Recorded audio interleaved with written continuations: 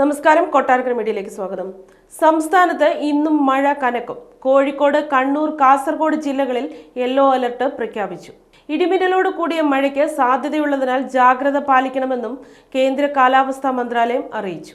അടുത്ത 3 മണിക്കൂറിൽ കേരളത്തിലെ തിരുവനന്തപുരം, കൊല്ലം, പത്തനംതിട്ട, കോട്ടയം, എറണാകുളം, തൃശൂർ, മലപ്പുറം, കോഴിക്കോട്, കണ്ണൂർ ജില്ലകളിൽ ഒറ്റപ്പെട്ടയിടങ്ങളിൽ ഇടിമിന്നലോട് കൂടിയ മിതമായ മഴയ്ക്കും മണിക്കൂറിൽ 40 കിലോമീറ്റർ വരെ വേഗതയിൽ വീശിയേക്കാവുന്ന ശക്തമായ കാറ്റിനും മറ്റ് ജില്ലകളിൽ ഒറ്റപ്പെട്ടയിടങ്ങളിൽ നേരിയതോ മിതമായതോ ആയ മഴയ്ക്കും സാധ്യതയുണ്ടെന്ന് കേന്ദ്ര കാലാവസ്ഥാ വകുപ്പ് അറിയിച്ചു. കേരള തീരത്തും തമിഴ്നാട് തീരത്തും നാളെ രാത്രി 11:30 വരെ കള്ളക്കടൽ പ്രതിഭാസത്തിനും ഉയർന്ന തിരമാലയ്ക്കും സാധ്യതയുണ്ടെന്ന് ദേശീയ സമുദ്രസ്ഥിതി പഠന ഗവേഷണ കേന്ദ്രം അറിയിച്ചു.